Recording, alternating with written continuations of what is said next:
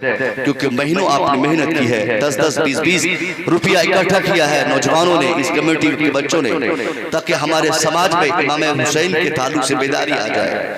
آج جو امام حسین کو سیلیبریٹ کرنے کا ہندوستان بھر میں جو ہم نے خاص طور پہ دیہاتوں میں جو ماحول بنایا ہے، یہ کہیں سے مناسب ماحول نہیں، اور کہیں سے یہ اچھت نہیں کہ آپ کو کہا جائے کہ آپ حسین کے غلام، حسین کے خادم ہیں۔ آپ کے کردار سے امام حسین کی جو کردار اور کریکٹر کی نمائش ہوتی ہے، کیونکہ آپ نے، ہم نے حضرت حسین کو سیلیبریٹ کرنے کا ہر سال ایک نیا فیشن، ایک نیا طریقہ ایجاد کر کے محرم شریف کی عزتوں کو، حرمتوں کو جو ہم نے پائمال کیا ہے، آپ کو میں قسم کھا کے کہہ سکتا ہوں، ہمارا رب، آپ کا رب کبھی آپ کے ہمارے کردار سے خوش نہیں ہوگا، کیونکہ ہم نے محرم شریف کے مہینے میں بلا وجہ کے ایسے ایسے رسومات کو فروغ دے کر اپنے سماج میں اپنے اسلام ہونے کا، مسلمان ہونے کا ایک غلط شبیہ دنیا کے سامنے، مذہب اسلام کی غلط شبیہ ہم نے پیش کی ہے، جس کے نتیجے میں آج پوری دنیا میں لوگوں نے ایک ذہن بنا لیا کہ حسین والے وہی جو ڈھول بجاتے ہو،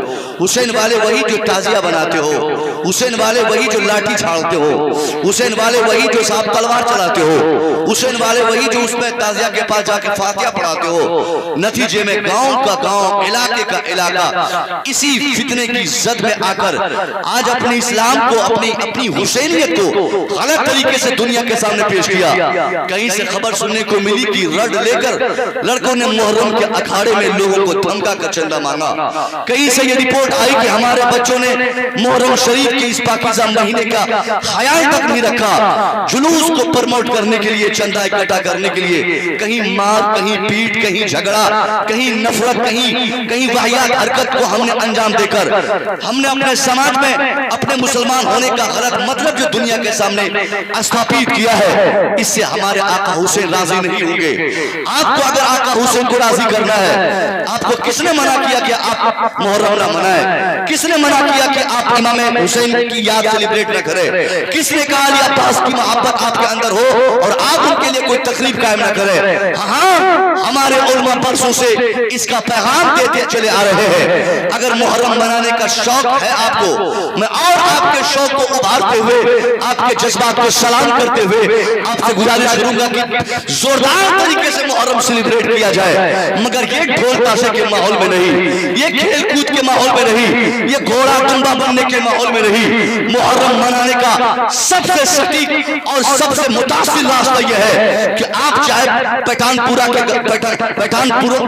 گاؤں کے ہو، آپ چاہے لکھیم پور کے ہو، آپ چاہے اتر پردیش کے ہو، آپ چاہے بہار کے ہو، آپ چاہے بھارت کے ہو، آپ بھارت سے باہر کہیں کے ہو، پوری دنیا کے 160 کروڑ مسلمان اگر اپنے کردار سے امام حسین کے کردار کو ثابت کرنا چاہتا ہے تو وہ خاص طور پر عاشورہ کے روزے کا اہتمام کرے، قرآن خوانی کثرت سے کرے، ہر گھر میں بچہ بوڑھا سب لوگ اس دن عبادت کا ایسا شوق رکھ کے اس دن فجر کی نماز سے لے کر عشاء کی نماز تک گھر گھر نماز پڑھے، گھر گھر تلاوت کرے۔ اس کے بعد جو وقت بچا ہے آپ چندہ اکٹھا کر کے گاؤں سے باہر چلے جائیں، سبیل لگائیں، ہائی وے پہ کھڑا ہو جائے، سبیل کا باضابطہ انتظام کرے، ہر گاڑی آنے والی کو، گاڑی والے کو روک کر، ہر کار والے کو روک کر، ہر سائیکل چلانے والے کو روک کر، ہر راہگیر کے راستے پر بیٹھ کر ان کو سمجھا کر کہ صاحب رک جاؤ، ایک گلاس پانی پی لو، ایک گلاس شربت پی لو۔ جس دن آپ نے کسی ٹرک ڈرائیور کو روک کر آپ نے ایک گلاس پانی، ایک گلاس شربت امام حسین کی یاد میں آپ نے اسے پلا دیا، وہ پینے والا شربت وہ یہی پوچھے گا آپ سے کہ جناب والا یہ زمانہ تو پانی پلانے کا نہیں، یہ زمانہ صاحب کسی کو شربت دینے کا نہیں، آپ آج مفت میں شربت کی سبیل لگائے ہیں، یہ کیا اس کا مقصد ہے؟ جواب آپ دیتے ہوئے کہیں گے کہ جناب والا یہ عاشورہ کی تاریخ ہے، آج ہی کی تاریخ میرے آقا حسین کو پیاسا مارا گیا، ان کے بچوں کو پیاسا تڑپایا گیا، ان کے ماننے والوں کو پیاسا شہید کیا گیا، میں انہی کی یاد میں یہ پانی پلا رہا ہوں، انہی کی یاد میں شربت پلا رہا ہوں، انہی کی یاد میں دوائیاں بانٹ رہا ہوں، انہی کی یاد میں دوسروں کی مدد کر رہا ہوں۔ وہ پانی اور شربت پینے والا یہ کہنے پر مجبور ہوگا کہ ایک علی اصغر کو دنیا نے تڑپا کے ظالموں نے مارا، مگر اس پیاسے علی اصغر کے ہزاروں دیوانوں میں ان کی اس طرح محبت جاگزی ہو گئی کہ آج ان کی محبت میں گرفتار ہو کر پوری دنیا میں کروڑوں اسٹور कर, सबील लगा कर दूसरों को, हजारों को, करोड़ों और खरबों इंसान की प्यास बुझाने का काम कर रहे हैं। ये किरदार हुसैन का सबसे बेस्ट हमारे किरदार से हम पेश करें, ये सबसे बेहतरीन ऑप्शन हमारे पास है। मगर हमारे बच्चों में ये शौक नहीं। अगर कोई मौलवी साहब ये समझाए तो मौलवी साहब की मुखालफत में आवाज बुलंद करेंगे। मौलवी साहब ने क्यों ऐसा किया, या हमारे आलिम ने क्यों ऐसा किया? हमने अपने समाज को यही किरदार से तबाह किया है, जिसके नतीजे में आज दूर दूर तक हम देखते हैं साहब, हम मुसलमान हैं मगर सबसे ज्यादा पूरी दुनिया में परेशान हम हैं। हमारे अंदर इस्लाम है मगर पूरी दुनिया में सबसे ज्यादा तबाहकारियां, सबसे ज्यादा बज़मुर्दगी आज हमारे अंदर है, हमारे बच्चों में है। क्योंकि हमारे अंदर इस्लाम है मगर इस्लाम की वो सूरत हाल नहीं जो सूरत होनी चाहिए थी। मैं आपसे पूछना चाहता हूँ कि आपने कभी अपने उलमा से जानने की कोशिश की कि मेरे आका हुसैन ने किस वजह से लड़ाई की थी, किस वजह से करबला का उतना जबरदस्त सानहा वजूद में आया? क्या नमाज की लड़ाई थी? क्या वो रोजे की बात थी? क्या वो हज का मामला था? क्या वो ज़कात की बात थी? नहीं, नमाज वहां भी थी, नमाज यहाँ भी थी, अजान वहां भी हो रही, अजान यहाँ भी होती, तिलावत वहां भी लोग करते, तिलावत यहाँ भी करते। यहाँ तक कि यजीद के बारे में मैं आपको बताऊं, यजीद कोई मामूली शख्स नहीं, दमिश्क की जामे मस्जिद का जो इमाम रहा हो, जो एक खतीब व इमाम के मनसब पर फाइज हो, जो अपने को पीरी मुरीदी को प्रमोट करता हो, बाज़ाब्ता कुरान पढ़ने वाला, नमाज पढ़ने वाला, रोजा रखने वाला, हज की फजीलत बयान करने वाला, वो सारे अफराद थे हज के कायल थे, वो सारे अफराद नमाज के कायल थे। बावजूद इसके क्या वजह थी? मेरे आका हुसैन से जब हाथ मांगा गया तो आपने इनकार किया, मदीने में इनकार किया, मक्के में इनकार किया, कूफा में इनकार किया, बच्चों की शहादत के टाइम पे इनकार किया। हाथ दे दिए होते यजीद को, क्या मुज़ाकरा था, क्या हर्ज थी इसमें? लेकिन हर महाज पर आका हुसैन ने हाथ न देने की बात की। इसके पीछे का राज क्या था? हाँ, नमाज थी यजीद के पास मगर हुसैन की नमाज से यजीद की नमाज मैच नहीं करती। यजीद के पास भी इस्लाम था, हुसैन के पास भी इस्लाम था। यजीद भी कुरान पढ़ता, हुसैन भी कुरान पढ़ते, यजीद भी इबादत करता, हुसैन भी इबादत करते। मगर ये हुसैन की नमाज में यजीद की नमाज में बहुत ज्यादा डिफरेंट था। यजीद और हुसैन के इस्लाम में बहुत ज्यादा फर्क था। यजीद नमाजी था मगर झूठा भी था, यजीद नमाजी था पापी भी था, यजीद नमाजी भी था गद्दार था, यजीद नमाजी भी था मक्कार भी था, यजीद नमाजी भी था शराबी भी था, यजीद नमाजी भी था पापी और बदकार भी था। यजीद नमाज भी पढ़ता, गुनहगारी भी करता, यजीद नमाज भी पढ़ता, बदफेली भी करता, यजीद नमाज भी पढ़ता, बेहयाई भी करता। हुसैन को यही पसंद नहीं कि जो नमाज पढ़े इस्लाम का मानने वाला हो, वो इस्लाम को मानने के साथ साथ अपने साथ कुछ ऐसी बात, कुछ ऐसा कैरेक्टर पेश कर दे जिससे इस्लाम की छवि खराब हो। हुसैन का ऐलान आम था कि जो मुसलमान होगा वो गद्दार नहीं होगा, जो मुसलमान होगा जालिम नहीं होगा, जो मुसलमान होगा शराबी नहीं होगा, जो मुसलमान होगा पापी नहीं होगा, जो मुसलमान होगा बेहया नहीं होगा, जो मुसलमान होगा गद्दार नहीं होगा। मैं आपसे पूछना चाहता हूँ, आज हम अपने किरदार पर जरा गौर तो करें। हमने हुसैन की महफिल मनाई, हमने इस महफिल को सेलिब्रेट किया, मगर हमारा किरदार 24 घंटे के किरदार में आप 20 घंटे कम से कम नोट कर ले। आप एक सेकंड के लिए भी अपने किरदार से अपने आप को हुसैन वाले नहीं बता सकते। शराब हमारे बच्चे पीते, झूठ हमारे बच्चे बोलते, ज़नाकारी को हम प्रमोट करते, बेहयाई हमारी बच्चा करती, बदतमीजी हमारे समाज में होती। सारी तबाहियां सारे यजीद के कैरेक्टर पे हमारे बच्चों का अमल है, तो फिर किस चीज की खैर बरकत की दुआएं अल्लाह से करते हैं? ये सारी वजह इस चीज की ये है कि हमने अपने माशरे को अपने किरदार से इतना खराब कर दिया। आज हमारी बेटियां सड़कों से गुजरती है, हमारी बच्चियां मार्केट में रहती है। कहने वाला आसानी से कह सकता है कि मुसलमान की बच्चियां हैं, इनके बदन में कपड़े जरूर रहते हैं, काले कपड़ों का वो निकाब पहन के हमने जो बेहयाई को आज इस नए जमाने में प्रमोट किया है। ऐसे ऐसे नकाब देखने को मिलते साहब कि जिस नकाब को पहनने से बेहतर था कि वो हमारी बेटियां नहीं पहनती। चुस्त लच्छेदार टाइट सख्तरीन बारीक इन सारे कपड़ों में हमारी बच्चियां अगर नकाब पहनती भी है, चंद बच्चियां अगर पहन के चली भी गई तो उनके नकाब को देखने के बाद, उनके पर्दे को देखने के बाद आप नहीं अंदाजा लगा सकते कि फातिमा ज़हरा की कनीज ये है, फातिमा की खादिमा ये है, ये हुसैन वाली बच्चियां है। हमारी बच्चों ने दुपट्टे को छोड़ दिया, हमारी बच्चों ने हया पे अमल करना छोड़ दिया, हमारे बच्चों ने बदनिगाही को अपने अपने लिए जेवर समझा।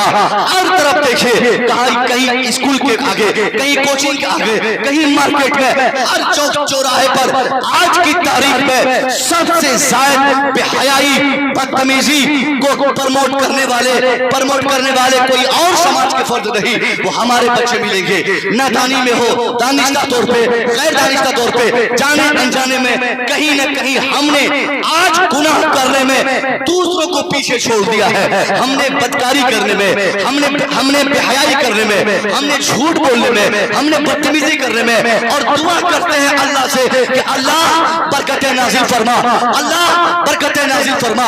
अभी अल्लामा आसिफ साहब हमारे आए हुए भाई साहब, सब लोग पानी लेकर उनके पीछे पड़ गए। हजरत पानी पढ़ दीजिए, हजरत तावीज़ दे दीजिए, हजरत दम कर दीजिए, हजरत बरकत हो जाए, हजरत बरकतों की बारिश हो जाए। मैं कहना चाहता हूँ बरकतों का राज मौलवी साहब के पास नहीं, पीर साहब के पास नहीं, मेरे पास नहीं, बरकतों का सारा राज और रूज तो आपके पास है। बरकत तावीज़ से नहीं आती। अगर तावीज़ात से पैसे बढ़ जाते, बरकतें आ जाती, तो सबसे पहले तावीज़ात का इस्तेमाल हम करते, हम तावीज़ लिखते, 1 महीने की तनख्वाह लाकर उसमें तावीज़ लटका के मस्जिद के गेट पे लटका देते। 1 हफ्ते के बाद वो तनख्वाह खोलते, वो पोटली खोलते, गेटरी खोलते, वो 1 महीने की तनख्वाह 2 महीने की तनख्वाह में तब्दील हो जाती। पता चला पैसे ये तावीज़ से, मंत्र से, झाड़ फूक से, ओझा के पास, धोखा के पास, पीर के पास, मौलवी के पास अगर हम सिर्फ जाते रहे और अमल और किरदार हमारा उस टाइप न हो, तो एक दिन नहीं बल्कि 50 दिन के लिए किसी पीर साहब को अपनी गर्दन में ही बांध के रखे, अल्लाह हमारे घर में बरकतों की बारिश नहीं फरमाएगा। जब तक हमारा किरदार वैसा न हो, जब तक हमारा अखलाक वैसा न हो, नमाज में फजर छोड़ने वाला, ज़ोहर छोड़ने वाला, असर छोड़ने वाला, मगरिब छोड़ने वाला, इशा छोड़ने वाला, ये किस बरकत की बातें करता है? कहां से बरकतें आती है? जो अल्लाह बरकत नाज़िल फरमाता है, जो अल्लाह हमारी मुआफ़ज़त फरमाता है, जो अल्लाह हमारे रिज़्क़ में वसअत देता है, उस अल्लाह के फरमान के मुताबिक जब हमारी जिंदगी गुजर बसर न होगी तो सिर्फ तावीज़ से बरकत नहीं आएगी। उलमा बयान फरमाते हैं जिस घर की बच्चियां अधनंगी हो जाए, उसके बाल में से थोड़ा सा भी हिस्सा अगर दूसरों के लिए देखने का सामान बन जाए, तो अल्लाह उस मुआशरे से, उस खानदान से, उस घर से, उस इलाके से हमेशा के लिए, उस वक्त तक के लिए बरकतों को उठा लेता है। जब तक वहाँ हया का कानून नाफिज हो जाए, जब तक हया का एहतमाम वो बच्चे न करने लगे। मगर हमने क्या किया साहब? हमने पूरी दुनिया को बेदारी सिखाई, हमने पूरी दुनिया को हया बता दिया, हमने पूरी दुनिया को जागरूक कर दिया। मगर आज सबसे ज्यादा जहालत हमारे माशरे में, सबसे ज्यादा बदतमीजी हमारे माशरे में। यही तो एक बात कहने की है, अगर सिर्फ नमाज रोजे से काम चल जाता तो हुसैन फतन लड़ाई नहीं लड़ते। हुसैन की शहादत का, हुसैन के बच्चों की शहादत का मकसद ही तो यही था। आप जो हाथ देने से इनकार कर गए, क्यों? क्योंकि आपका हाथ एक कीमती हाथ था, आपका हाथ एक सही सालिम कंप्लीट मुसलमान का हाथ था, और वो हाथ आज हमारे पास नहीं, वो किरदार, वो हाथ का किरदार हमारे पास नहीं। हाथ जोड़कर मैं आपसे गुजारिश करूंगा साहब, लंबी चौड़ी गुफ्तगू कर लूं, खूब चीख चिल्ला लूं, किस्से कहानी में आपको पढ़ा दूं, मगर ये आपको न सिखा सकूं कि इस समाज में रहने का सबसे सटीक तरीका क्या है। आज भी जिसे आप अपना दुश्मन समझते हैं, वो आपका दुश्मन नहीं, वो आपका दोस्त बन के आपके पीछे घूमेगा। जब आप उनके सामने अपने सही इस्लाम को पेश करेंगे, मुस्तफा ने जो इस्लाम सिद्दीक़ अकबर को दिया, जो इस्लाम सिद्दीक़ अकबर ने दूसरों को दिया, वो इस्लाम जो हजारों औलिया सालिहीन के जरिए हमारे तक पहुंचा है, उस इस्लाम का एक सही ज़ाब्ते के मुताबिक उसके तमाम कैरेक्टर पर अगर हमारे बच्चे अमल कर ले, मजाल है कोई आपको भगाने की बातें करे, आपको डराने की बातें करे, आपको मारने की बातें करे। आपने किरदार को खराब किया है, आपने बदतमीजी को फरोग दिया है। आप अपने बच्चों की इस्लाह के लिए बड़ी बड़ी महफिलों को सजाना छोड़कर आप खुद की तरबियत है, अपने बच्चों को सबसे पहले आप सिखाए। मेरा बेटा ऐसे बोला जाता, मेरा बेटा ऐसे चला जाता, मेरे बच्चे ये काम नहीं किए जाते, मेरे बाबू ऐसे नहीं किए जाते। आज हमारे माशरे में कोई कमी हो तो आप बताइए। हमारे यहाँ पैसा भी है, हमारे यहाँ कार भी है, हमारे यहाँ तालीम भी है, हमारे यहाँ सब कुछ है, मगर तरबियत की इतनी कमी है। करोड़ों रुपया अपने बच्चों के स्कूलिंग के नाम पर खर्च करने वाला मुसलमान 1 घंटा भी अपने बेटे की तरबियत के लिए नहीं देता। ये बच्चों की बदतमीजी, ये बच्चों की बेहूदगी, ये किस लिए हो रही है? क्योंकि उनके घर वाले, उनके वालिदैन, उनके माँ बाप, उनके दादा दादी उनको जब तक दीन घर पे नहीं सिखाएंगे, उसका बेटा बाजार से दीन सीख के नहीं आएगा, किसी स्कूल से दीन सीख के नहीं आएगा, दीन घर पे सीखेगा, कुरान पढ़ना घर पे सीखेगा। इमाम पाक के ताल्लुक से हमने क्या सुना है? आपका सर अक़दस नेज़े पे चढ़ गया, नेज़े पे यजीदियों ने लहराते हुए जब मार्च करना शुरू किए तो उस इमाम के सर अक़दस से भी कुरान पाक की तिलावत की आवाज सुनाई दे रही थी। इमाम पाक ने बज़बान हाल पूरी दुनिया को आम तौर पे और अपनी वालिदा सैयदा मखदूमा फातिमा ज़हरा से आपने पैगाम दिया था, मेरी अम्मी जान, जिस तरीके से मेरे बचपने में तूने कुरान पढ़ने का शौक मुझे दिया था, ए मेरी माँ, मैं उठता तो कुरान पढ़ती, मैं जागता तो कुरान पढ़ती, तू खाना बनाती कुरान पढ़ती, झाड़ू देती कुरान पढ़ती, तू रोटी बनाती कुरान पढ़ती, सब्जी पकाती कुरान पढ़ती। मेरी अम्मी, जो मैंने तुमसे वादा किया था कि मेरी माँ, जिस तरह से उठते बैठते सोते जागते तुम कुरान पढ़ती हो, मुझे पढ़ाती हो, मैं तेरा बेटा हुसैन इस कुरान की तिलावत को कभी अपने हाल से जाने नहीं देगा। ए मेरी माँ, मैं मदीने में रहूंगा कुरान पढ़ूंगा, मक्के में रहूंगा कुरान पढ़ूंगा, कूफा जाऊंगा कुरान पढ़ूंगा, अब्बास का बाजू कटेगा कुरान पढ़ूंगा, कासिम शहीद होगा कुरान पढ़ूंगा, अकबर शहीद होगा मैं कुरान पढ़ूंगा, अली असगर की शहादत के बाद भी कुरान पढ़ूंगा, यहाँ तक कि मेरी माँ, मैं तेरा बेटा हुसैन अगर शहीद भी हो जाए और इसका सर नेज़े पे चला जाए, फिर भी ये हुसैन कुरान पढ़ना नहीं छोड़ेगा, क्योंकि कुरान पढ़ना मेरी माँ मैंने तुझसे सीखा है। आज भी अगर माँ अपनी बेटियों को, बाप अपने बेटे को कायदे से मुसलमान बनाने की कोशिश करे, उनको कहीं ले जाकर तरबियत की भीख मांगने की जरूरत नहीं पड़ेगी, ये जलसा करा के बड़ी बड़ी बातें करने की जरूरत नहीं पड़ेगी।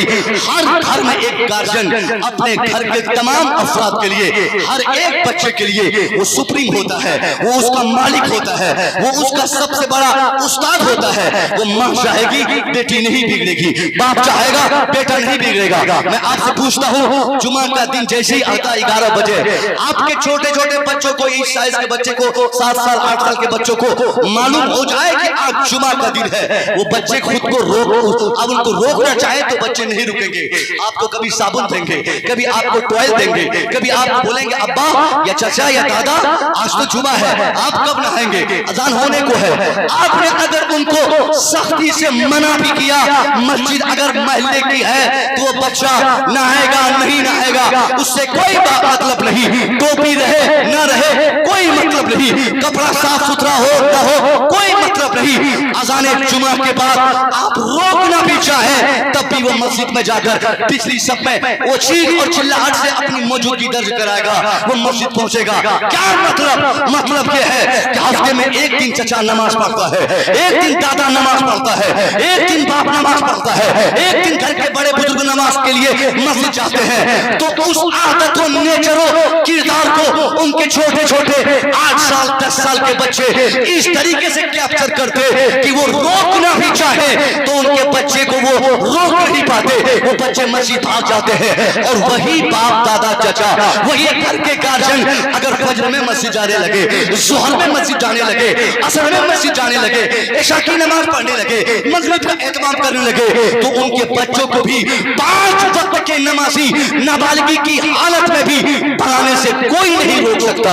ये किरदार बच्चा बचपन में सीखता है, बच्चों को बचपन में बताया जाता है, मगर यहाँ हमारे माशरे में कौन बताएगा? बाप उधर नमाज छोड़ रहा है, माँ उधर मोबाइल देख रही, मोबाइल की इस भीड़ भाड़ की दुनिया में जिसके पास देखिए एंड्रॉइड मोबाइल होगा, घर के अफराद बालिग हो नाबालिग हो कोई मतलब नहीं, पांचों के पास 5 कंपनी, अलग अलग कंपनी का मोबाइल है, सिम है। बाप 12 बजे रात तक, माँ 11 बजे रात तक मोबाइल देख रही, सीरियल पे सीरियल देख रही, गाने पे गाने सुन रही, वो उसको माँ रोटी बना रही, गाने सुन रही, वो माँ चिप्स में गाने भरवा कर कभी अंग्रेजी, कभी भोजपुरी, कभी हिंदी, न जाने किन किन जबानों में, कभी بنگلہ کبھی گجراتی گانے لگا کر اپنی اپنی ضرورتوں کے حساب سے جو سمجھ میں آتا ہے وہ گانے بھروا کر وہ ہماری مائیں کچن سے لے کر بیڈ روم تک، بیڈ روم سے واش روم تک، واش روم سے لے کر چھت تک، چھت سے نیچے تک ہر جگہ دیکھے ماں کے ہاتھ میں، بڑی بہن کے ہاتھ میں، بڑے بھائی کے ہاتھ میں، بڑے چچا کے ہاتھ میں، ہمارے بزرگوں کے ہاتھ میں، سب لوگ موبائل کی دنیا میں گم ہو گئے۔ نتیجے میں کیا ہوا کہ آپ وہ بچے بھی اس موبائل کے عادی ہو گئے۔ موبائل کے بغیر وہ بچہ ہمارا ایک منٹ بھی نہیں رکتا، ابھی 9th کلاس میں پڑھتا،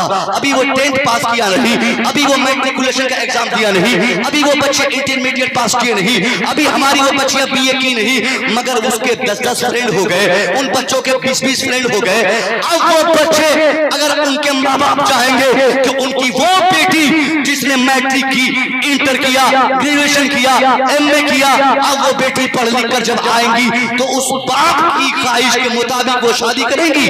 نہیں ہو سکتا۔ دادا کی مرضی کی شادی ہوگی؟ نہیں ہو سکتا۔ کیوں؟ کیونکہ آپ نے آزادی کا ایک ایسا غلط مفہوم سمجھا، اپنے بچوں کو بچپنے میں سمجھا دیا، جس کے نتیجے میں آپ کے بچوں نے اس موبائل کے استعمال سے، جس کو آپ نے بچپنے میں بلا ضرورت اپنے چھوٹے چھوٹے بچوں کو، جو 8th اور 9th میں پڑھنے والے بچوں کو موبائل پکڑایا تھا، اس موبائل نے اس کو آزاد کر دیا۔ ایسی آزادی اس کو مل گئی کہ اب وہ اپنی مرضی کی شادی کرنے پر آمادہ ہے۔ وہ نہیں دیکھے گا باپ کی عزت جائے گی، وہ نہیں سمجھے گا ماں کی عزت جائے گی، وہ نہیں جانے گا سماج کی عزت جائے گی، وہ نہیں احساس کرے گا لوگ ہمارے ماں باپ پر تھو تھو کریں گے۔ وہ تو کسی کا بھی ہاتھ پکڑ کے آپ کے سامنے لا کے بولیں گے، ابا یہ میرا بوائے فرینڈ، ابا یہ میری گرل فرینڈ، ابا اس سے میں شادی کروں، ابا اس سے میری شادی ہوگی۔ اگر آپ نے انکار کیا تو اس کو تاریخ معلوم ہے، اس کو راستہ معلوم ہے، اس کو طریقہ معلوم ہے، بھاگنا کیسے ہے، نکاح کہاں کرنا ہے، شادی کیسے کرنی ہے۔ پھر اس خباثت میں، اس بیماری میں ہمارا پورا سماج ڈوبتا چلا جائے گا۔ اور آج بہت حد تک یہ خبر سننے کو ملتی ہے کہ لکھیم پور کھیری سے 5000 سالانہ، پورے اتر پردیش سے 50,000 سالانہ، پورے بھارت سے 10 لاکھ سالانہ ہماری بچیاں مرضی کی شادی کرنے پر آمادہ ہے۔ اس کے پیچھے سب سے بڑا ریزن، اگر کوئی ایک ریزن ہے تو کوئی اور دوسرا ریزن نہیں سوائے آپ کے۔ آپ نے ان بچیوں کو، ان بچوں کو بچپنے میں تربیت نہیں دی، ان کو اسلام نہیں سکھایا، ان کو اسلام کا مطلب نہیں بتایا، ان کو ایمان نہیں بتایا۔ اگر آپ نے انہیں اسلام سکھایا ہوتا تو میں قسم کھا کے کہہ سکتا ہوں آپ انہیں چھپر پٹی میں بھی رکھتے تو وہ بچیاں آپ کی عزت کو اپنے آنچل میں سمیٹ کر اسی چھپر پٹی میں زندہ رہتی، کبھی وہ گھر کے دروازے کو چھلانگ لگانے پر مجبور نہیں ہوتی۔ آج بچیاں بھاگ رہی ہیں ہماری وجہ سے، بیٹیاں بدتمیزی کر رہی ہیں ہماری وجہ سے، کیونکہ ہم نے ان بچیوں کو دین نہیں سکھایا۔ یہ پورا ماحول جو غیر اسلامک ماحول میں تبدیل ہو گیا، اس کی ذمہ داری آپ کی اور ہماری ہے۔ میرے نبی نے ہمیں متنبہ کرتے ہوئے فرمایا تھا کلکم راعٍ وکلکم مسئول عن رعیہ، everyone from your society is a monitor yourself۔ تیرے سماج کا ہر ویکتی اپنے سماج کا مانیٹر ہے، اپنے سماج کا رہبر ہے، اپنے سماج کا نگراں ہے، اپنے سماج کا ذمہ دار ہے، اور ہر ایک ذمہ دار سے ان کی ذمہ داری کے تعلق سے سوال پوچھا جائے گا۔ باپ سے بیٹوں کے بارے میں، ماں سے ان کی بچیوں کے بارے میں، بڑے بھائی سے چھوٹے بھائی کے بارے میں پوچھے گا۔ اگر باپ نمازی ہے، بیٹا شرابی ہے، تو اس شرابی بیٹے کے تعلق سے اللہ اس نمازی باپ سے بھی دریافت فرمائے گا۔ یہ ہے حالات جو مجھے بتانا تھا، اس کی اصلاح کرنا سب سے پہلے ہمارے لیے ضروری ہے۔ یہ حسینیت کا کردار ہے۔ پوری کربلا آپ سن لیں، پورا واقعہ کربلا آپ کو آموختہ رہے کہ حضرت حسین کو کیسے ان کی گردن پر تلوار چلائی گئی، کیسے علی اکبر کو مارا گیا، کیسے حضرت عباس کو شہید کیا گیا۔ اس سے کوئی فائدہ نہیں اگر آپ نے امام حسین کے کردار پہ عمل نہیں کیا۔ حسین کا کردار تو صاحب صرف کربلا کے لیے نہیں بلکہ پوری دنیا کے ہر انسان کی تعمیر و ترقی کے لیے صرف حسین کا کردار ضروری ہے۔ صرف حسین کے کردار پہ عمل کرے، پورے سماج میں بیداری آ جائے۔ جائے گی, ہر سماج کا فرد زندہ اور تابندہ مانا جائے گا. یہ ساری باتیں اگر ہم لوگ اپنے بچوں کو, نوجوانوں کو بتاتے ہیں تو یہ لوگ پتہ نہیں کہاں سے سیکھ کے آ گئے. بدعقیدگی کے زنجیر میں ہمارے بچے اس قدر بدعقیدگی کا شکار ہو کر ہمارے سماج میں غلط طریقے سے اسلام کو بتانے لگے. تعزیہ کے نام پہ, ڈھول کے نام پہ, شراب پینے کے نام پہ, خرافات کرنے کے نام پہ روکا جائے تو رکتا نہیں. وہ بچہ بولتا ہے مولانا صاحب فلانی جگہ تو لوگ تعزیہ نکالتے, فلانی جگہ لوگ ڈھول بجاتے, فلانی جگہ لوگ ایسا کرتے ویسا کرتے. ہمارے لیے آج کی تاریخ میں سب سے امپورٹنٹ کام کیا ہے کہ ہم یہ نہ دیکھیں کہ کون سی خانقاہ والے کیا کر رہے ہیں. ہمارے لیے دیکھنے کے لیے صرف ایک راستہ ہے کہ سرکار اعلیٰ حضرت نے کیا فرمایا ہے. ہمارے امام کا نام اعلیٰ حضرت ہے. اعلیٰ حضرت نے جن چیزوں کو, جن طریقوں سے کرنے کی اجازت دی ہے وہ طریقہ 150 سالوں سے تھا, اور آنے والے زمانے کے لیے بھی ہمارے لیے وہی طریقہ کار پیش راستہ ہے. کسی خانقاہ کے پیر کے جبہ و دستار دیکھ کر, کسی خانقاہ کے جبہ و دستار و پگڑی دیکھ کر, اس خانقاہ کے پیر کی چمچماتی کار دیکھ کر ہم اپنے مسلک کے اصول و ضابطے سے سمجھوتا نہیں کر سکتے. یہ سب سے بڑا پیغام ہے مسلک اعلیٰ حضرت پہ چلنا. مسلک اعلیٰ حضرت ہمارے لیے ریڑھ کی ہڈی ہے. ہمارے ایمان کی جو ریڑھ کی ہڈی ہے وہ آج کے زمانے میں ہماری سنیت کی شناخت سب سے زیادہ, اور صرف ایک راستہ وہ مسلک اعلیٰ حضرت کا راستہ. ہو سکتا ہے آپ میں سے کوئی رضوی ہو, کوئی اشرفی ہو, کوئی نقش بندی ہو, کوئی چشتی ہو. آپ جس خانقاہ کے ماننے والے ہیں ہم آپ سے نہیں کہیں گے کہ آپ اس خانقاہ کو مت مانیے. ہر خانقاہ آپ کے نزدیک جو آپ نے اعتبار کیا سب صحیح ہے, مگر آپ یہ دیکھیں کہ اس خانقاہ کے پیر کا تعلق میرے رضا سے ہے کہ نہیں. آپ نقش بندی ہو اور رضا کے ماننے والے نہ ہو تو میرے حساب سے صاحب آپ ایک ایماندار نقش بندی نہیں ہے. آپ اشرفی ہیں اور مسلک اعلیٰ حضرت کے چاہنے اور ماننے والے نہیں ہیں تو آپ ایماندار اشرفی نہیں ہے. بغیر اعلیٰ حضرت کو چاہے, بغیر اعلیٰ حضرت کو مانے, کوئی بتا دے ہمیں کہ ہم اپنے ایمان کے تحفظ میں کامیاب ہو جائیں گے, ایمان کی حفاظت کے راستے میں آج ہم چل پائیں گے. یہ دوسری سب سے بڑی کمی تھی. پہلی کمی کردار کی تھی جو کردار سازی کے لیے میں نے بتا دیا.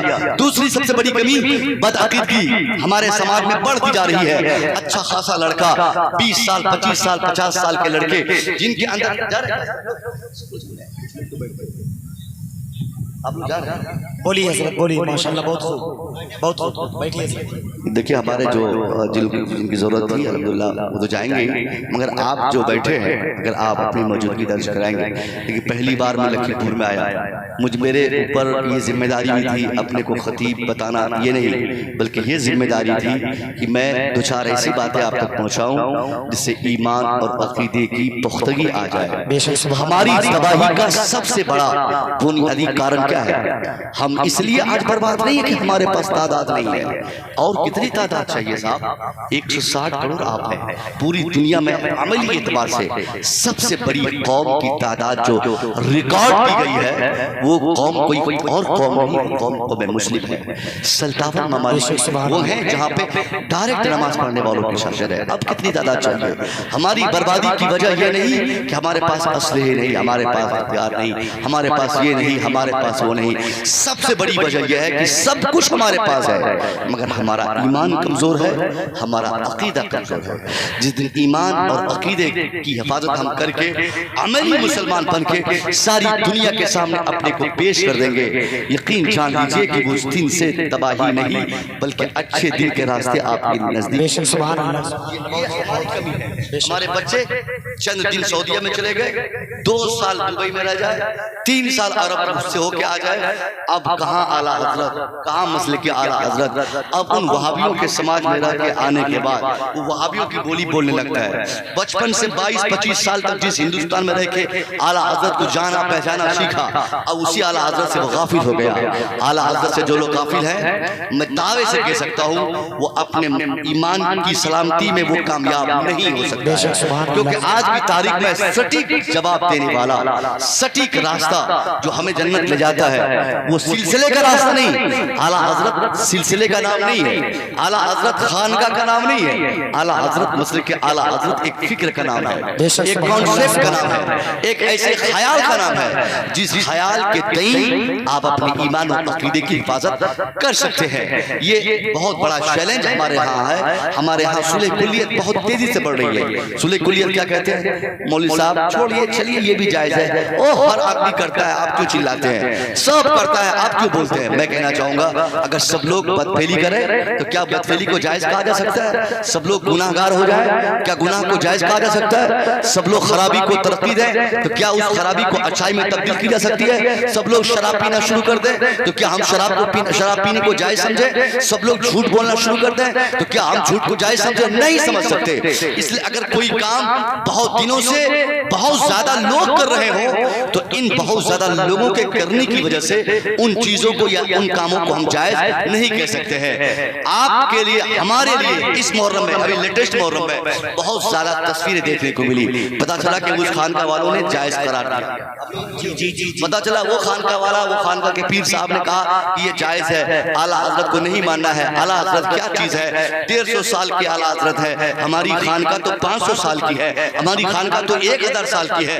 मैं कहना चाहूंगा ऐसे गद्दारे जमाना से मैं मानता हूं आपकी खानका 500 साल से है। मैं मानता हूं इस हिंदुस्तान में कुछ खानका ऐसी है जिनकी तारीख 700 साल की तारीख, जिंदा तारीख है, जहां की खाक भी हमारे लिए किसी तबर्रुक से कम नहीं है। ये सारे हकायक हमारे सामने काबिल अमल, काबिल तामील है।